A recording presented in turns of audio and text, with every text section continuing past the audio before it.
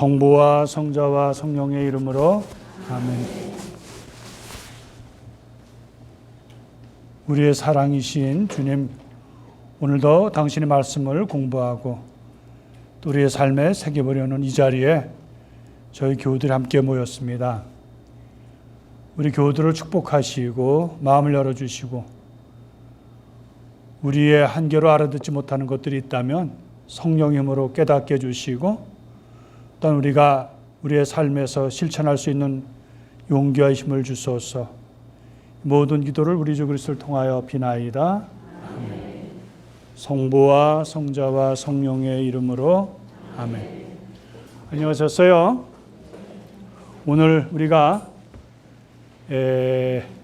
루카복음 16장부터 24장이면 좀 양이 좀 많아요. 그래서 공관복음에서 특히 마태하고 마르코 이렇게 서로 겹치는 부분은 가급적이면 좀 피하고요. 루카가 전해주는 고유한 그러한 그 자료에 의해서 오늘 한번 하려고 하는데, 제일 먼저 우리에게 다가오는 것은 16장에 야근 청지기, 다른 말하면 야근 집사 얘기죠. 집사 청지기가 사실 우리한테는 이렇게 친근한 용어는 아니죠. 다시 말하면은 남의 재산을 또 어떤 집안의 살림을 맡아서 하는 사람을 보통 집사라 그러죠. 근데 여기는 야근 집사라 그랬어요. 야근 청지기, 야근 그 집의 살림을 맡아주는 사람. 근데 이거는 조금 우리가 이해하기가 좀 어려워요. 그래서 여러분들에게 나눠드린 그 유인물 첫 페이지가 바로 야근 그 집사의 이야기를 얘기해 줬어요. 그래서 16장부터 1절부터 8절까지. 그래서 이것을 이해하는 건 사실 어렵다. 왜? 사실 예수님께서는 재물을 멀리하고 정직하라, 또 남에게 손해를 입히지 마라 그렇게 가르쳐 주셨는데, 거기 집사의 경우는 어때요? 주인의 재물을 또 손해보게 해주고 또 거짓말을 하고요. 그래서 다시 말하면 사기를 치는 그러한 일이 될 정도로, 그래서 이걸 어떻게 이렇게 해석해야 되는가 하는 아마 성경 해석에 좀 어려움이 있습니다. 그래서 우리가 좀 이따 다시 보기로 하고요. 그 다음에 이제 이 청지기와 같이 이어져서 16장에 우리가 이 세상 살면서 주신 하느님의 재물을 하여튼 성실하게 잘 그것을 이용하라는 얘기.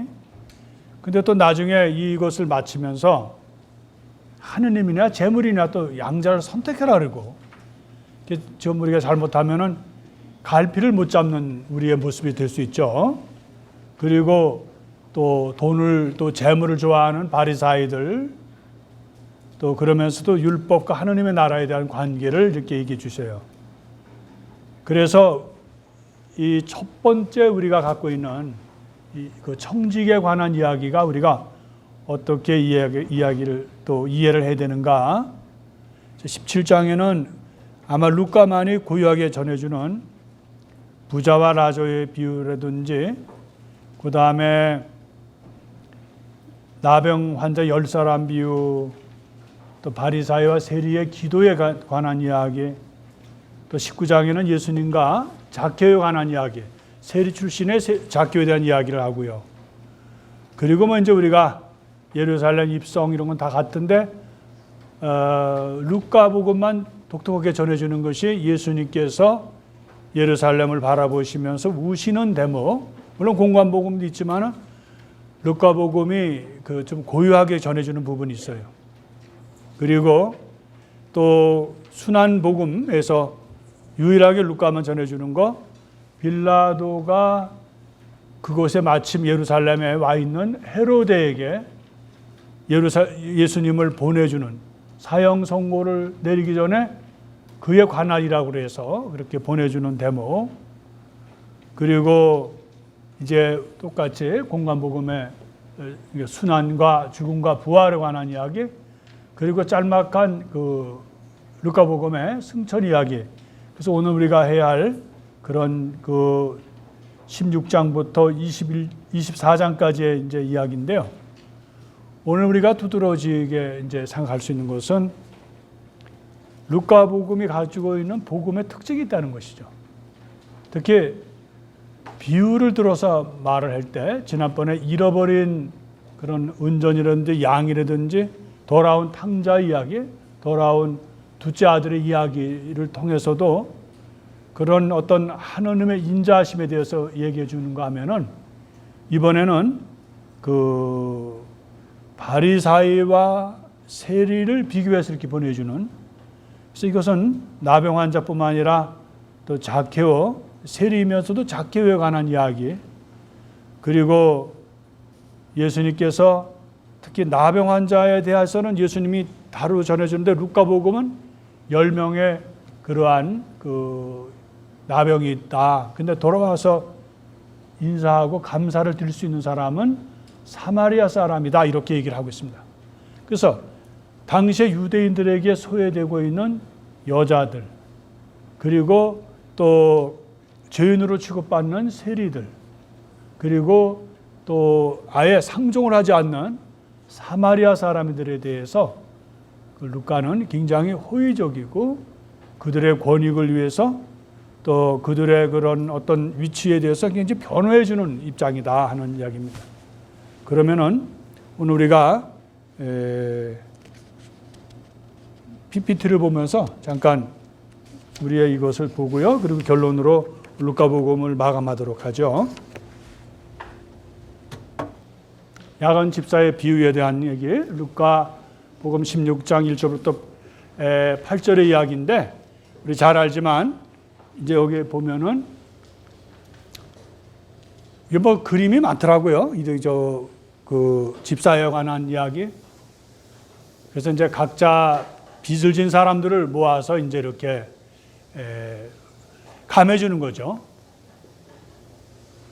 거의 같은 주제인데, 근데 우리가 다시 보면 본문을 보면요, 어떤 부자가 집사를 두었는데 이 집사가 자기의 재산을 낭비한다는 말을 듣고 그를 불러 말하였다. 자네 소문이 들리는데 무슨 소린가? 집사 일을 청산하게. 자네는 더 이상 집사 노릇을 할 수가 없네. 다시 말하면 해고된 거죠. 그죠? 해고되니까 이 사람이 이제 뭐 나가서 당장 먹을 또 생활할 힘이 없으니까 땅을 파자니 힘들고 빌어먹자니 그렇고 해서 하여튼 그 집사의 입장을 쭉 상황을 루카는 정해주면서 이제 그 부자 자기 주인에게 빚진 사람들을 불러서 이제 흥정을 하죠. 그래서 당신이 장부에 우리 주인에게 적힌 것이 기름 얼마나 됩니까? 하니까 기름 100항아리를 이제 빚을 졌다. 그러니까 그것을 장부에다가 50항아리만 그러니까 반으로 해서 그렇게 해라. 그래서 당신의 빚문서를 받으시오. 그리고 얼른 앉아 쉰이라고 적으시하고 말하였다라고 합니다. 그 다음에 두 번째는 당신은 주인에게 얼마를 빚져서 그러니까 밀백섬이 하니까 당신의 빚문서를 받아 여든이라고 적으시 이렇게 해놨습니다. 그래서 루카는 뭐 그렇게 자세하게는 아닌데 이렇게 두 가지 예를 들어서 대표적으로 얘기해 주고요. 근데 놀라운 것은 이게 반절이 된단 말이에요. 왜냐하면 어떻게 돼요? 주인은 그 불의한 집사를 칭찬하였다. 그가 영리하게 대처하였기 때문이다. 말은요, 불의한 집사라 그랬거든요. 그런데 여기 다른 말로는 사기꾼이란 뜻도 돼요. 왜냐하면 사실대로 얘기 안 했으니까. 여러분들 이 대목만 가지고는 어떻게 생각하셔요? 이해가 됩니까? 이해가 안 되죠. 여러분들 대답할 때 이해가 된다 그러면 약간 곤란하셔요. 예? 그러니까 무조건 물으시면 이해가 안 된다고 하셔야 돼요. 왜? 그 이유 말씀하셨죠? 그 자리에 없었기 때문에. 예? 이 내용으로 봐서도 예수님이 어제 가르쳐 주신 것 때문에 그걸 봐서라도 이 사람 분명히 주인에게 어떻게 손해를 입혔는데 손해를 입은 주인이 오히려 칭찬하는 거 아니에요. 잘했다. 내 재산 사기치고 거짓말한 거 아주 잘한 거야. 이해됩니까? 사실 이 성서 해석에 사실 어려움이 있습니다. 이거는요. 솔직히 말씀드리면 아주 정확하게 하기가 어려워요. 그래서 여러분들에게 성서 해석에서 무조건 성서 해석은 우리가 이해하고 납득이 갈 수 있는 것만 있는 건 아니라는 거예요. 그래서 성서 해석의 제일 원칙은 뭐예요? 알아들을 수 있는 건 알아듣고 알아듣지 못하는 건 솔직하게 알아듣지 못한다라고 얘기를 하라 그러는 거예요. 그게 원래 성서주기 1번입니다. 성서를 읽고 바로 들어오는 것이 첫 번째 성서의 그런 해석의 기본이에요. 우리가 성서를 읽다 보면 성서를 이해하지 못하는 부분이 많습니다. 그래서 여러분들이 왜 나는 이렇게 모르는가? 모르는 게 아니라 올바른 거죠. 모르는 건 모른다고 그러니까. 그래서 성서 학자들에게도 그래요. 모르는 거를 억지로 아는 척 하지는 말라 그럽니다. 이 대목은 결론적으로 말씀드리면 몰라요. 왜? 예수님 가르친가? 저 주인도 마음에 안 들어요. 그러면 사기를 조장하는 거 아니에요? 속인 거를 칭찬하는 거 아니에요?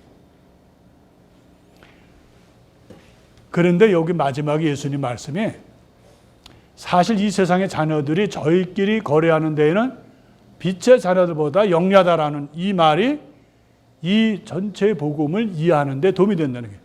예수님은 결코 이 세상의 자녀들을 칭찬한 건 아닙니다. 그렇죠? 내용을 잘 들어보면 예수님이 이걸 하나의 비유로 말씀드리고 그 사람을 그 부자를 내세워서 설명한 것이지 사실은 예수님이 이 청지기를 칭찬한 것만은 아니고 이 세상에 살면서 세상의 자녀들이 빛의 자녀들보다는 더 영리하고 더 처신을 잘한다 하는 얘기입니다. 우리가 왜 예수님께서 제자들을 파견하시면서 그 대목 기억나세요? 여러분들을 세상에 보내는데 이리 때 가운데 보내는 것 같다 그랬죠? 제자들을요. 기억나셔요? 그때 뭐라 그래요? 예수님 원칙이 너희들은 뱀처럼 슬기롭고 비둘기처럼 순박해야 된다. 다시 말해서 순수함을 잃지는 항상 간직하되 세상이 보통 험한 게 아니니까 세상이 야가 빠진 게 아니니까 거기에 잘 대처해야 된다 이 뜻입니다. 그거하고 많이 연결이 되는 것이죠. 근데 사실 이걸 더 다시 보면은 8절은 집사는 분명히 불의라고 잘못된 것이라고 지적을 했다는 거예요. 자기 집사가 잘못했다는 거. 다시 말하면 협잡꾼이나 사기꾼으로 일단은 그 본문엔 되어 있다는 거예요. 네가 사기꾼이긴 꾼이지만 일을 잘 처리했다는 얘기는 뭐냐면 네가 살궁리를 정말 슬기롭게 잘했구나 하는 이야기지 그걸 전체 우리가 보면은 이해할 수 없는 거지만 예수님은 이 비유를 통해서 작은 일에 자기가 하고 있는 세상 일에 작은 것이라도 소홀히 해서는 안 된다. 그리고 예수님은 여기서 또 재물이라도 친구를 만들어라 하는 또 그 얘기를 합니다. 재물을 올바르게 이용하라는 대목이 있고요. 불의한 재물, 니들이 부당하게 이렇게 야근 청지기처럼 이렇게 또 솔직하지 않고 바르지 않는 방법으로 돈을 버는 것이다. 이걸 연결시키면 아마 그것으로라도 친구를 새겨라 하는 얘기입니다. 그리고 또 너희들의 재물이 없어질 때 니들이 되는 분이 많았는데 재물을 보고 친구들이 서로 모였는데 그 재물이 없어지면 너희 그 친구들도 없어진다. 그러니까 그 친구들이 없어지지 않도록 또 다 쓰고 나서 없어지지 않도록 있을 때 그때 친구들을 만들어라. 이거는 점점 이해가 안 가는 얘기죠. 그러나 예수님은 여기서 결론은 아주 작은 일에 성실한 사람은 큰 일도 맡기신다 하는 얘기입니다. 그러면 이게 무슨 뜻일까요? 더 나아가서 점점 그런데 하는 예수님은 원칙이 있으셔요. 재물의 기준을 두지 말라는 얘기죠. 이 세상에 살면서 항상 올바른 길로만 재물을 벌 수는 없다는 얘기입니다. 그러니까 예수님은 재물을 버는 데에서 부정한 방법도 예수님은 그것은 바로 인간의 그런 일상사회에서 벌어지는 일이다 하는 얘기를 합니다. 예수님께서는 우리가 때로 돈을 벌기 위해서 거짓말도 하고 또 때로는 또 남에게 손해를 입힐 수도 있어요. 예? 그러면은 그런 것까지도 예수님이 잘했다 이런 뜻은 아니지만 세상의 일이 그렇게 거짓말도 하고 솔직하지 못하는 점도 있다는 것을 인정하신다는 말씀입니다. 세상이 그렇다는 거죠. 예수님이 그렇게 하라는 것이 아니라 우리가 지금 해석하기는 우리 예수님의 가르침에 따라서는 그렇게 한다는 것이죠. 근데 여기 하필이면 돈을 좋아하는 바리사인들의 참모습이 뭘까? 돈을 좋아하는 바리사인들이 예수님께서 이렇게 말씀하시니까 야, 너네들은 하느님이냐 재물이냐 그러면 그 둘 중에 하나를 선택해야 된다. 너희들이 세상에 돈을 미워하든지 하느님을 받아들이지 않든지 해야 된다. 그러니까 둘 다 좋아하는 거지. 유대인들은 어떻게? 바리사인들은 돈도 좋아하고 뭐예요? 재물도 좋은데 다 좋은데 왜 예수님은 하나만 선택하느냐 해서 비웃는다는 거예요. 그러나 예수님의 원칙은 간단하는 거예요. 재물이냐? 그러면 하느님이면 명확하다는 거예요. 둘 다 가질 수는 없다고 말씀하십니다. 왜냐하면 주인은 하나여야지 주인이 이 세상에 재물과 하느님이 있을 수는 없다 이렇게 말씀하셔서 분명히 선을 그으셨어요. 이거는 잘 몰라가지고 이렇게 빙빙 돌리게 만들었어요. 그래서 아무리 부정직한 돈이라도 그것을 결국 자선으로 이웃을 위해서 쓰라는 거예요. 자기 혼자 이기적으로 쓰지 말고 자기가 벌었으니까 쓰라고 하는 것이 아니라 마찬가지로 또 하나도 그래서 불의한 것이라도 나눔으로써 우리의 믿음에 세계 더 다가갈 수 있다. 이게 본문에 여러분들 이렇게 드린 글에 나옵니다. 이거. 그래서 여기서 결론은 뭘까요? 우리가 이 세상 살면서 항상 정직한 방법으로 돈을 벌 수는 없을 때가 있다는 것이죠. 물론 우리가 정직하게 정말 살면서 벌면 얼마나 좋겠어요. 그렇게 못하는데 우리의 부족함 속에서도 결과적으로 어떻게 되냐. 그래서 내 불우한 이웃과 나눌 수 있고 또 그것을 도와줄 수 있어야 된다. 결국 여기는 예수님은 선행에 중점을 두신 거죠. 선행.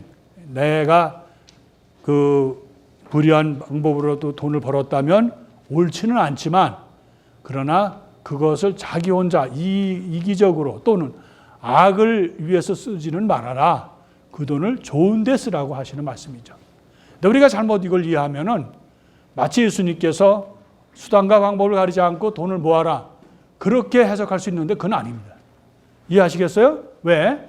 예수님은 바로 재물이냐 돈이냐 결국 돈만을 위해서 돈의 욕심을 갖고 돈의 노예로 살지는 말라는 뜻입니다. 그러나 우리의 그런 죄스러움, 우리의 부족한 점을 주님은 바라보시면서 결국 우리에게 가이드라인을 주시는 거죠. 결국 그 돈을 가난한 이들에게 돌려줘야 된다. 왜? 어차피 가난한 이들이 가져야 할 돈을 부자가 많이 가졌으므로 그것을 나눠줘야 된다. 그러나 우리가 잘 알지만 부자가 죄인은 아니에요. 부자가 예수님께서 부자가 마치 천국에 들기는 비유로 우리가 이해가 안 가는 말씀이죠. 그것도 그 낙타가 바늘귀로 들어가는 것보다 정말 더 어렵다라는 말씀하시는 건 뭐냐면 재물에 이렇게 우리가 신경을 쓰다 보면 또 돈을 모으다 보면 부자의 특징은 돈을 쓰지 않는 거거든요. 돈을 많이 벌어야 부자가 되잖아요. 쓰지 않고 벌으면 뭐가 돼요? 원하지 않아도 뭐가 돼요? 부자가 되죠. 예? 쓰는 건 시원찮은데 버는 건 시원찮은데 쓰는 게 많으면 어떻게 돼요? 그럼 부자가 될 수 없죠. 밑 빠진 무슨 독에 물 붓기죠. 근데 철저하게 돈을 너무너무 많이 벌고 쓰는 게 별로 없으면 어떻게 돼요? 슬픈 일이지. 왜냐하면 부자가 되니까. 예? 예수님이 말씀하시는 부자라는 것은 죄가 아닙니다.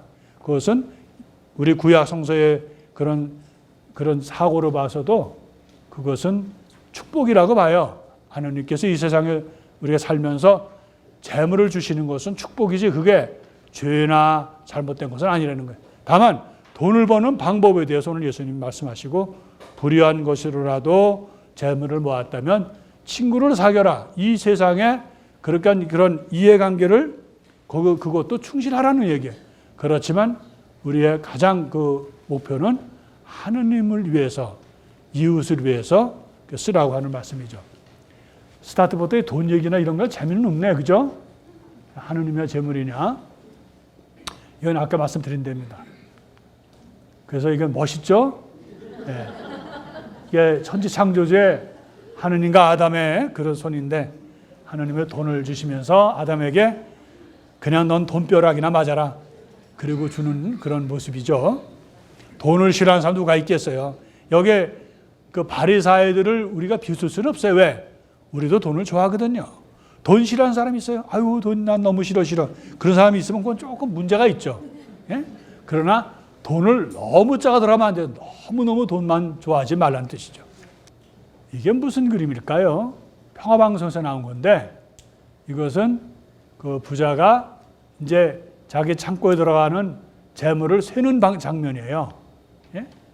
그래서 렘브란트의 작인데, 자기가 세상에 어떤 줄도 모르고 계속 돈만을 모으고 재물에 연연하는 사람을 해서 말씀을 드리는 거죠. 우리가 생명을 하루를 우리의 생명을 연장할 수는 없잖아요. 그냥 우리가 돈을 모으다 보면 마치 이 세상에 영원히 내가 있을 것처럼 그렇게 하죠. 그래서 우리 황창년 신부님 강의 중에서 사람이 가장 불쌍한 사람은 어떤 사람이에요? 자기가 벌어놓은 돈 다 못 쓰고, 그것도 반에 반도 못 쓰고 죽는 사람을 바로 불쌍한 사람이라 그러죠. 그래서 우리가 너무 돈 그러지 말라는 얘기죠. 왜냐하면 돈 그러면 어떻게 돼요? 진짜 돌아버리죠. 우리나라 말이 돈이 재밌어요. 그 말이 어디서 왔는지 모르지만 돈은 돌아간다는 뜻에서 온다고 그러죠. 돌고 돌기 때문에. 근데 그런 의미도 있지만 미치는 걸 뭐라 그래요? 돈 니은이라잖아. 돈 니은. 예? 그래서 우리가 돈을 너무 섬기지를 말아라. 돈을 정말 잘 쓰라는 거 있고, 돈을 좋은 데 쓰라고 그렇게 하죠. 저는 사실 신부돼서 이제까지 제일 힘든 게 우리 교우들이 뭐 축일 때 돈 주면 그걸 잘 못 받아요. 근데 요즘 여기 미국 와서 약간 뻔뻔해진 거는 받아요. 그리고 꼭 이런 말을 해요. 좋은 데 쓰겠습니다. 근데 사실 또 좋은 데 써요. 모았다가 또 남 모르게 이렇게 도와주는 데 쓰면은 더 보람 있는데, 그래도 받는 건 어려워요. 주는 건 쉬운데 받는 거는 사실 어려워요. 지금도. 예, 율법학자, 이거는 마테오가 말했던 말이죠. 마테오는 유대인들을 상대로 해서, 여러분 기억나시죠? 그리고 루카는 누구를 상대로 해서? 이방인들을 상대로 하지만, 그러나 사도 바오로나 또 베드로를 통해서 그런 유대인들의 그런 율법에 대해서 그래서 들었고, 예수님은 그런 율법을 없애러 온 것이 아니다. 율법을 완성하러 오셨다라는 것을 말씀드리면서, 그거에 준해서 어떻게 돼요? 율법과 연자들의 시대는 요한까지다 하는 얘기는, 세례자 요한을 마지막 그 예언자로 보는 것이죠. 그 뒤로는 하느님의 복음이 전해지고 있는데, 이 모두 이 나라에 들어가려고 힘을 쓴다. 하느님 나라에 들어가려고 힘쓴다. 이건 뭐냐면 율법을 지키는 것도 결국 하느님 나라를 쓰이는 것이다. 그래서 그러나 이 율법, 하느님이 그 말씀하시는 율법의 정신은 예나 지금이나 변함이 없다, 이 말씀입니다. 그래서 예수님은 율법을 완성하러 왔다고 하시는 말씀이 이 말씀과 연결되죠. 이건 뭐 같아요? 이것은 대비적이죠. 부자와 라자로. 그래서 개들이 와서 뭐 상처를 하랐는데, 부자는 흥청망청 먹고 마시고 좋은 옷을 입고 그렇게 행복하게 살았는데, 라자로는 그 문간에서 제대로 얻어먹지도 못하고 어쩌다가 주는 음식이나 먹고 또 그 자기의 상처를 가지고 그 고통에서 살았다, 이렇게 나옵니다. 그러나 반전이 된 것은 그가 죽었을 때, 부자도 죽고 또 라자로도 죽었을 때, 그럴 때는 바로 어떻게 되냐? 여기 바로 부자는 아주 좋은 옷에 호의호식했다는 얘기겠죠. 라자로는 종기투성이 몸으로 있었고, 그러다가 어느 날 이제 둘이 죽었다. 근데 가난하니 부자도 거지도 죽고 부자도 죽었다. 근데 거기 이제 아브라함의 이 그림도 또 나오더라고요, 이렇게. 그래서 이렇게 서로 건널 수 없는 그런 그 선이 있는데 큰 구렁이라 그러죠, 거기는.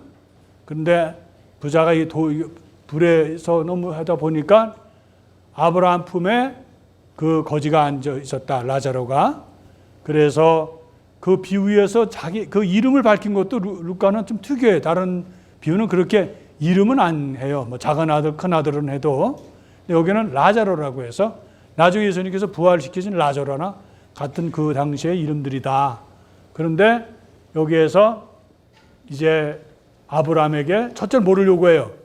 자기 자신이 너무 뜨거우니까 그 거지에게 한 방울의 물 좀 갖다 자기 입에 좀 대달라 하는 얘기. 첫째는. 두 번째는 자기 식구들이 다시 또 이런 걸 모르고 오면 안 되니까 식구들에게 라자로를 좀 보내서 앞으로 이렇게 살지 말아라. 부자로 이렇게 살지 말아라. 그 부자로 산다는 얘기는 뭐예요? 자기 삶에 도취돼서 살지는 말아라. 그렇게 했어요. 그러면 여기서 그 아브라함은 이제 그 사람에겐 예언자가 있다. 그 사람에는 율법이 있다. 그러니까 그 사람들이 있다고 그러니까 이 사람이 아유 그거 가지고 안 된다. 누가 죽었다가 다시 살아난 사람이 가서 다시 말하면 라자로가 가서야 믿어준다는 얘기인데 예수님 뭐라 그래요? 그 중요한 말씀을 하십니다. 누가 죽었다가 살아나서 얘기해도 그것은 믿지 않는다. 그러니까 오히려 그들은 모세 율법이나 예언서를 두고 그들이 받아들이고 안 받아들이는 건 그 사람들의 선택으로 맡겨야 된다는데 여기서 우리가 바로 죽었다가 살아났다는 얘기는 뭘까요? 바로 장차 예수님께서도 죽었다가 살아나도 사람들이 다 받아들인 게 아니라는 거예요. 그걸 의미하는 거죠. 바로 유대인들은 그때도 마찬가지로 예수님이 죽었다 살아나셨지만 사람들은 그것을 안 받아들이고 오히려 은폐하고 또 그것을 변형시키죠. 예? 왜곡시켜가지고 결국 믿지 못하게 하는 것도 있다 하는 얘기를 포함하는 것이죠. 이거는 복음 해설에서 나오는 거를 이제 이렇게 한 건데 이 얘기의 전체는 그 청지기 그 집사의 얘기는 전체 얘기를 종합해서 봐야지 그것만 달랑 봐서는 안 된다는 얘기입니다.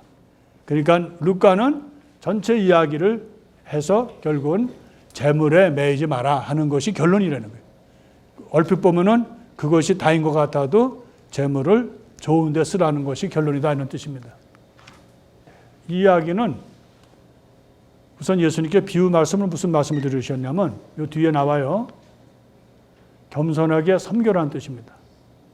이것은 종이 자기 주인을 위해서. 근데 이거는 예수님께서 제자들 발을 씻어준 모습도 되겠지만 여기 비유의 말씀에서는 주인이 그 농사를 짓든 목축을 하든 가축을 기르든 그런 이제 종들이 있었는데 자기 주인이 돌아오면 하던 일을 놔두고 가서 주인의 그런 그 시중을 든다. 식사를 할 때 시중 들고 또 심지어는 주인이 그 신발을 벗을 때 그걸 다 벗겨드리고 이렇게 한다는 거예요. 그러니까 종의 신분이라는 거 그렇게 열심히 자기가 할 일을 다 했는데 내가 이런 일을 했다 하고 자랑할 건 아니다. 왜? 종은 그저 우리는 부족한 종일 뿐입니다. 그저 해야 할 일을 했을 뿐입니다라고 대답하라는 것을 가르쳐 준 겁니다. 제자들에게 말씀하시는 거죠. 예. 그래서 너희 가운데 누가 밭을 갈거나 양을 치는 종이 있으면 들에서 돌아오는 그 종에게 어서와 식탁에 앉아라 하겠느냐. 고생했다 이렇게 하지 않고 그 주인이 뭐라 그래요? 오히려 내가 먹을 것을 준비하고 그리고 내가 먹고 마시는 동안에 허리에 띠를 메고 시중을 들어라. 그런 다음에 먹고 마셔라 하지 않겠느냐. 종이 분부를 받은 그대로 하였다고 해서 주인이 그에게 고마워하겠느냐. 이와 같이 너희도 분부를 받은 대로 다 하고 나서는 저희는 아무 쓸모짜기도 없는 종일 뿐입니다.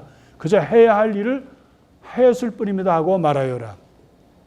제가 지금도 이 복음을 들으면 기억나는 게 옛날에 제가 1976년도 그때 그 이후에 미국 여기 아마 제가 알기는 알링턴이나 버지니아로 제가 기억나는데 소알로시오 신부님이라고 계셔요. 그래서 응암동, 불광동 그쪽으로 소년의 집을 하셔가지고 많은 소년들을 그러니까 그때 당시에 뭐 전쟁 이후에 또 여러 가지로 그 불우한 소년 소녀들을 이제 이렇게 해서 소년의 집으로 해서 그때 그 아이들에게도 뭐 운동도 가르치고 그래서 수많은 뭐 몇백 명 되는 그러한 이제 일을 하셨어요.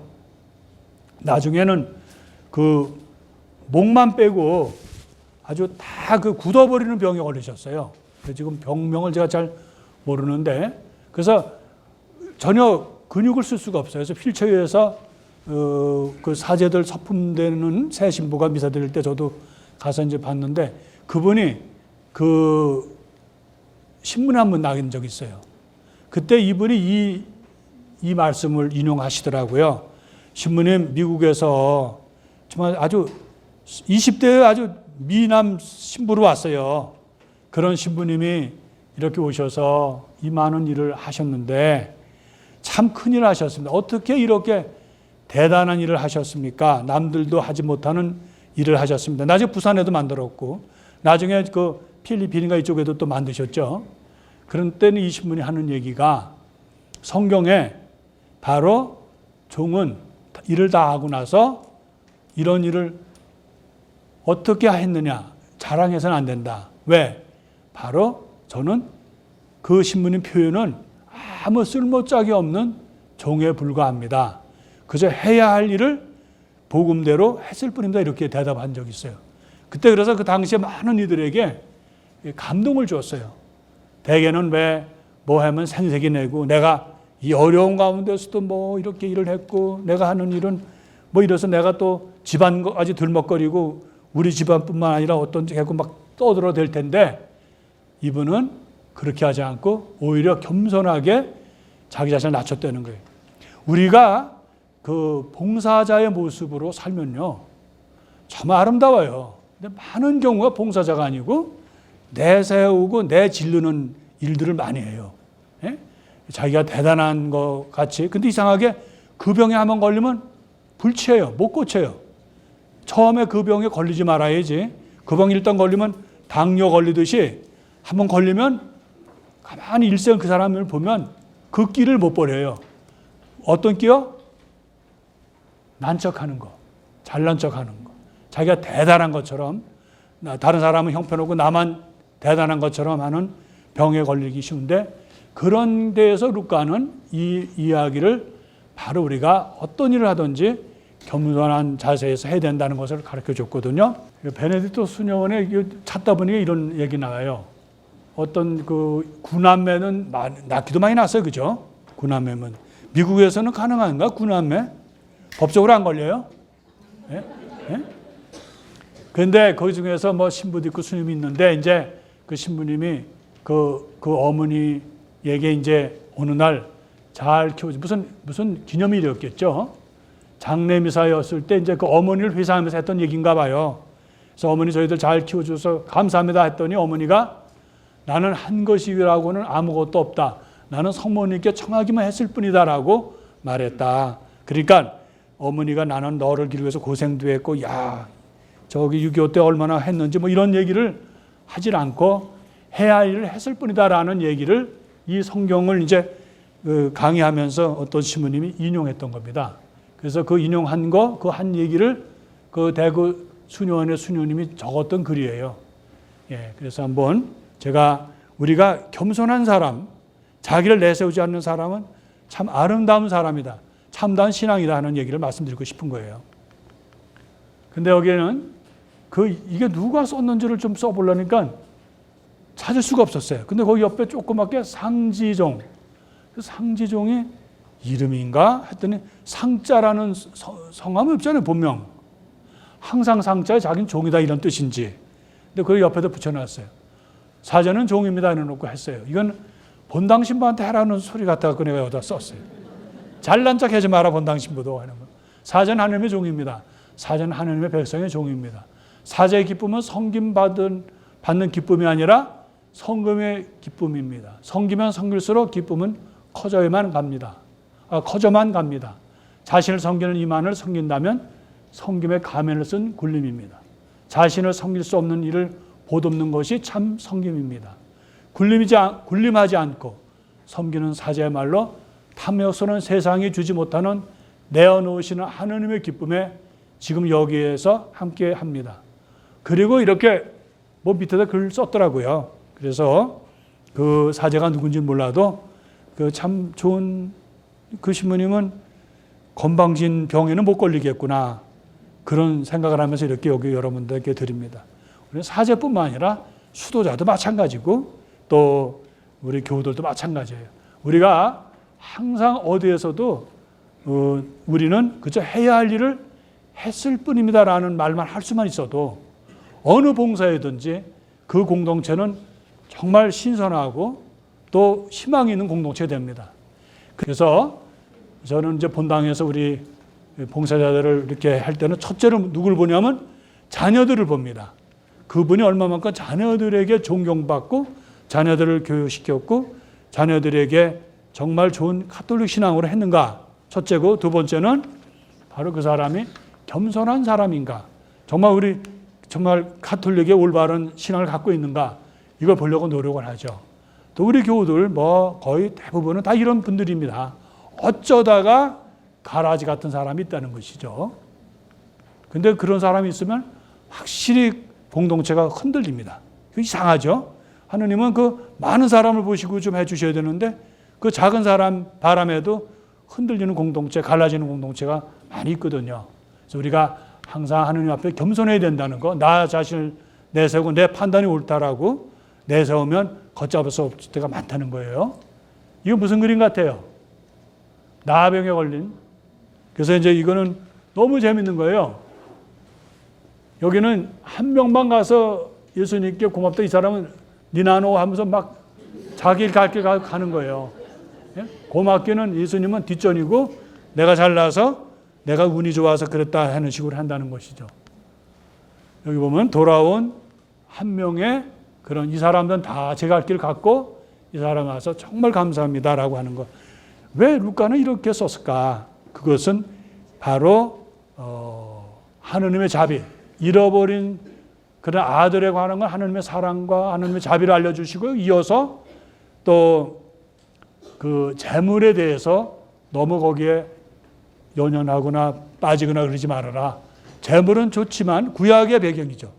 그러나 재물을 올바로 쓸 수 있도록 선행에 쓸 수 있도록 하는 걸 말씀드리고요. 그리고 나서 겸손한 사람에 대해서 계속 얘기를 합니다.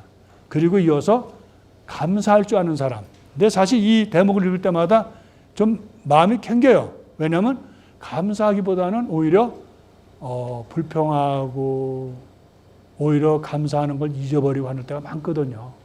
왜 또 위로를 주냐면 10번에 내가 감사할 일에 한 번 정도 할 수밖에 없다는 또 그런 엉뚱한 생각도 해요. 내가 10번 감사를 해야 되는데 그 중에 10번 중에 한 번만이라도 감사할 줄 알면 주님께서 그거를 통해서 은총을 안 주시겠나.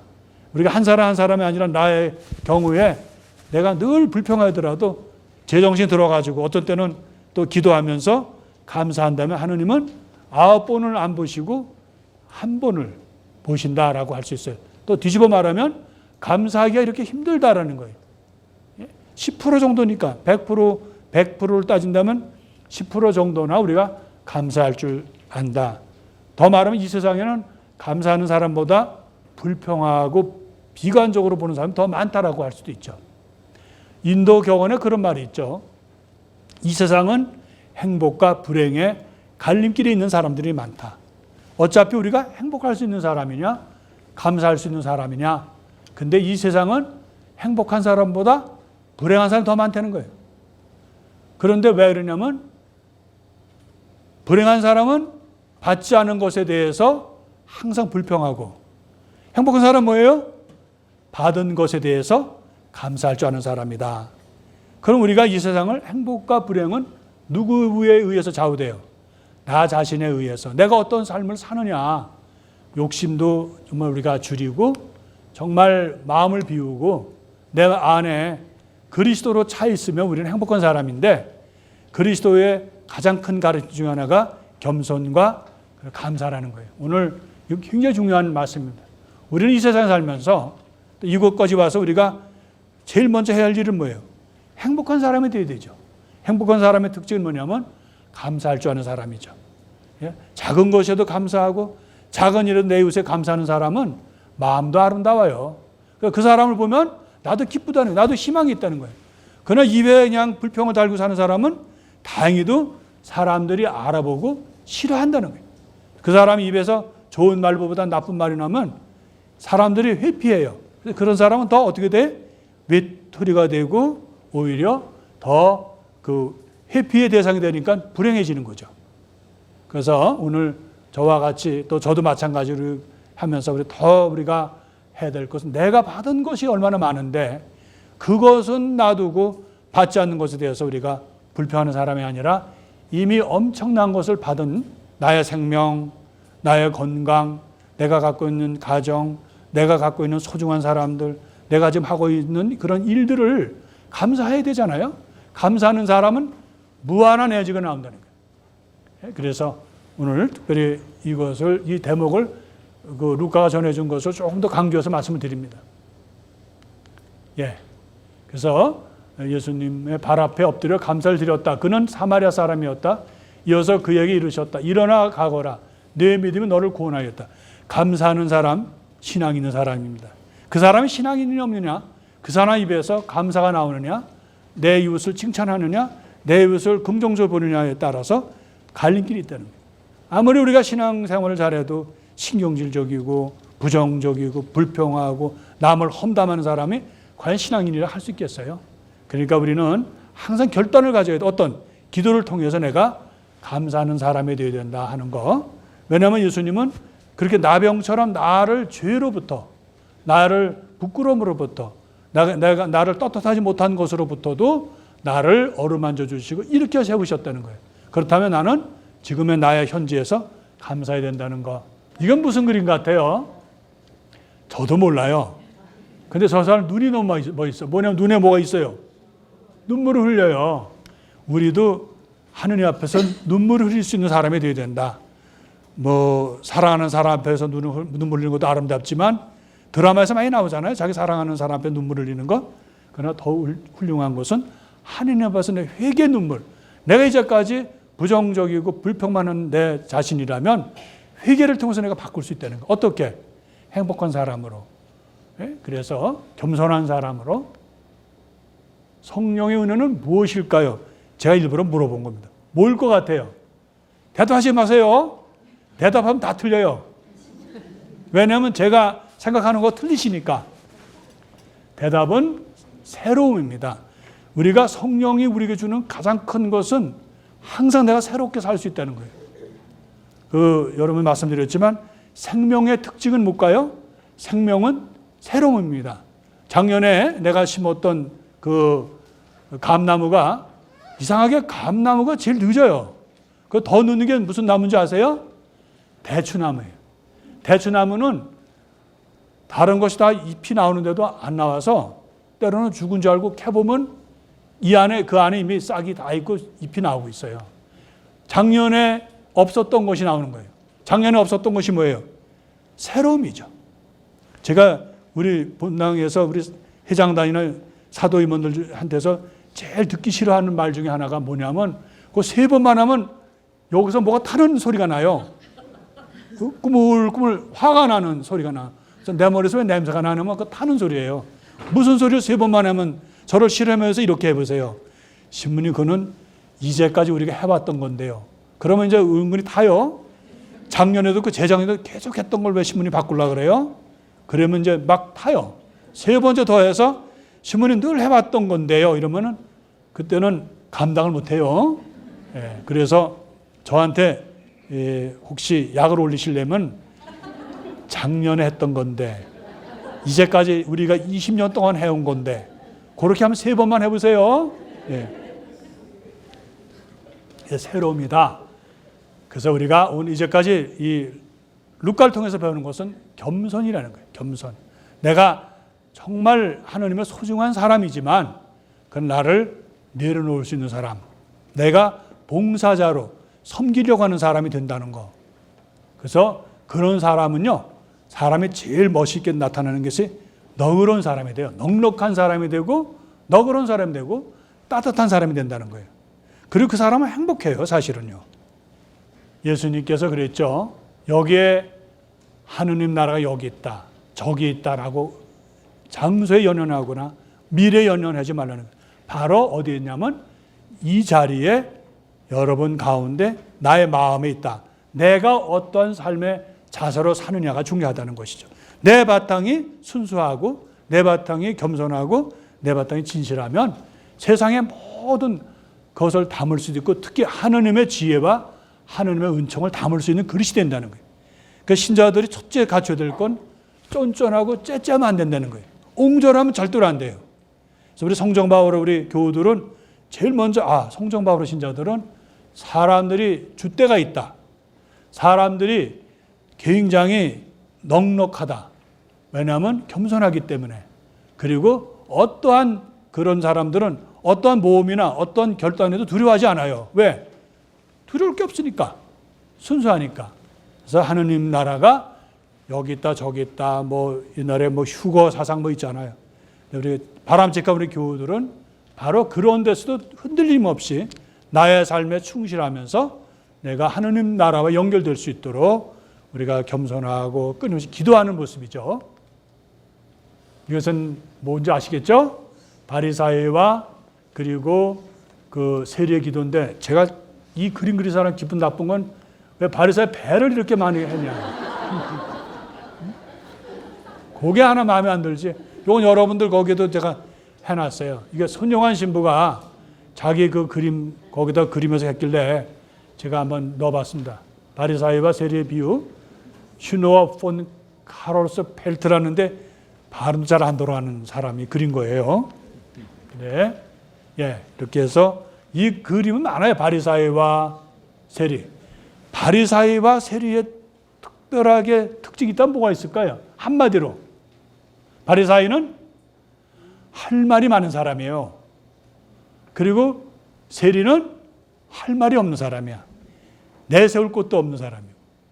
바리사이는 내세울 게 많아. 일주일에 2번 단식하고 11조 바치고 또 다른 사람과 달리 나는 항상 의인이고 내세울 게 많은 사람이에요. 바리사이와 세리의 비유 여기 나옵니다. 자랑한 거. 그래서 하느님 제가 다른 사람들 강도짓을 하여튼 자랑할 거 다 자랑 맞는 소리예요. 2번 단식하고 11조 바치고 얼마나 대단합니까? 그걸 내세우는 사람은 그것은 안 된다는 게 예수님은. 그리고 여기서 멀찍이 서서 하느님 이 죄인을 불쌍히 여기십시오 그러십시오. 그래서 여러분 성당 들어올 때 항상 다 하늘을 쳐다보지 못하고 저 밑에 보고 이렇게 내려오셔요. 들어올 때 자케오에 대한 얘기죠. 지금 이 자케오 성지순례하면 이 자케오를 보여줍니다. 자케오가 여기 올라갔다라고 얘기하는 건데 사실은 몰라요. 이게 그 말인지. 근데 2000년 자라고 요만큼 안 되겠어요. 그래도 우리 교우들은 저게 자케오가 올라갔던 그 나무입니다. 그러면 다 가서 또 우리 열심히 할머니들은 또 만져도 보고 마치 자케오를 만난 것처럼 또 그러셔요. 그 신앙도 중요하다고 봅니다, 저는. 그래서 자케오 이렇게 어른으로서 창피하긴 해지, 나무에 올라가 있으니까. 그러나 예수님은 그렇게 키 작은 사람을 그냥 지나치지 않는다. 2렙터는 아주 내설 거 없는 작은 돈이지만 다른 사람은 다 저런 조그만 돈을 내냐 적은 돈을 내냐 그러지만 예수님은 그 여인을 기억하시듯이 사람들 자기는 세리기 때문에 내설 사람도 없어요. 그러나 또 키가 작아서 예수님 바라볼 수 없으니까 남에 올라갔다가 결국 예수님께서 그 집에서 머무는 그런 모습이다. 그러니까 예수님은 작은 사람, 보잘것없는 사람, 또 남들에게 떳떳하지 못하고 내세울 것이 없는 사람도 예수님은 추교 세우시고 올려주신다라는 것도 우리가 알아야 됩니다. 자케오는 내려와가지고 예수님을 기쁘게 맞아들였다. 사람의 아들은 이런 이들을 찾아 권하러 왔다. 우리가 이 마지막 대목만이라도 우리가 잊지 않는다면 우리는 사람들 편을 안 갈래요. 저 사람은 좋은 사람, 저 사람은 또 나쁜 사람, 저 사람은 상종할 사람 이렇게 할 필요가 없거든. 왜? 예수님은 다 그 사람도 남들이 다 욕하고 평바른 사람도 다 품으셨거든요. 이 물이라는 게 어떻게 돼요? 여기서부터 이렇게 흐르게 했어요? 이렇게 해서 이렇게 했어요? 위에서부터 아래로 내리잖아요. 그럼 다음에 보면 더 확실하잖아요. 이렇게 계곡이 있으면 물이, 노자가 이런 얘기를 했죠. 노자는 물은 아래로 흐른다. 그리고 산 위로 흐르지 않고 항상 가장 낮은 자리로 흐르기 때문에 많은 물이 모일 수 있다라고 얘기합니다. 물은 절대로 바위나 절벽을 뚫지 않고 그걸 돌아간다는 거예요. 예? 그러니까 남의 딱딱함이나 남의 모든 걸 인정해 준다는 거예요. 그게 뭐냐? 노자는 겸손을 갖다가 물에 비유를 했습니다. 그래서 겸손한 사람 마치 물처럼 아래로 내려갈 줄 안다. 그리고 절벽이나 바위나 그 밖에 모든 것을 그걸 부닥치고 가면서도 돌아갈 줄 안다 하는 얘기를 했습니다. 이런 물은 나중에 어떻게 되죠? 이렇게 큰 물을 이룬다 하는 얘기입니다. 그러니까 사람들은 여기를 주로 좋아해요. 여기 꼭대기. 사람은 이 꼭대기 올라갔는데 이 꼭대기가 어떤 데예요? 바람 불고 비판도 많아요. 높은 사람 될수록 우리가 바라보는 그 자리가 높은 자리일수록. 근데 사실은 낮은 자리가 많은 물을 모으고 낮은 자리가 평화가 있고 낮은 자리가 기쁨이 있다는 거예요. 그래서 우리는 유명해지는 사람, 높은 사람, 많이 가진 사람을 원하지만 사실 세상은 헛된 거라는 거예요. 그렇게 가져본들, 그렇게 높아본들. 그래서 오늘 루카복음을 마감하면서 우리에게 결론은 겸손한 사람이 되어야 된다. 낮은 대로 자기를 낮출 수 있는 사람. 그 사람이야말로 지혜가 흐르고 그런 사람에겐 바로 하느님의 복음이 머무를 수 있다는 얘기입니다. 예수님은 예루살렘 바라보고 어느 날 너무 슬퍼서 울으셔요. 예? 바로 당신의 순환이 다가오시고 예루살렘 멸망할 것을 미리 보시는 거예요. 예수님 말씀하신 대로 기원 후 70년에 로마인들에게 이 예루살렘이 철저하게 이 예루살렘 성벽이 다 이스라엘 사람들 그렇게 자랑스럽게 여겼는데 다 폐허가 되고 멸망했다는 걸 말씀드리고요. 우시고요. 예. 그 돌 하나 남지 않을 것이라고 예언했고 깨어 있으라는 거 예수님 말씀하셨어요. 우리가 이 세상 살면서 늘 깨어 있어야 돼. 그리고 깨어 있고 겸손한 사람이 되면 그 안에 항상 하나님의 지혜와 사랑과 말씀이 머문다는 거. 이거는 루오의 그림이죠. 예수님의 제자들. 이것은 엠마오로 가는 제자들을 그린 거죠. 루오가. 그리고 이거는 아마 어느 영화의 한 장면인 것 같아요. 예수님께서 이렇게 멋있는 길도 아니고 이런 길도 막 가셨을 거다. 두 제자가 나타나셨죠. 예수님 못 알아봤다. 근데 예수님은 그들에게 율법서와 예언서에 당신에 관한 얘기 또 시편에 있는 것을 다 들어서 당신에 대해서 얘기해 주셨다. 그러나 결국 그들이 엠마오에 도착해서 빵을 뗄 때야 비로소 예수님을 알아보았다. 그래서 그들은 나중에 예루살렘에 있는 제자들을 향해서 예수님을 본 기쁨을 나누었다는 게 엠마오의 제자 이야기입니다. 예수님이 어떻게 승천하셨는지는 우리는 잘 모르지만 성경이 전해주는 거 있는 거에 의하면 예수님은 어떤 구름 사이로 올라가셨다라고 우리가 보고 있습니다. 승천하시는 예수님, 그리고 이제 베타니아 근처라고까지 그 루카는 다른 데는 그냥 예루살렘 높은 산이라 그랬는데 높은 곳이라 그랬는데 루카는 베타니아 바로 예루코로 가는 첫 번째 만나는 동네가 바로 베타니아죠. 그곳에서 예수님은 하늘을 오르셨다.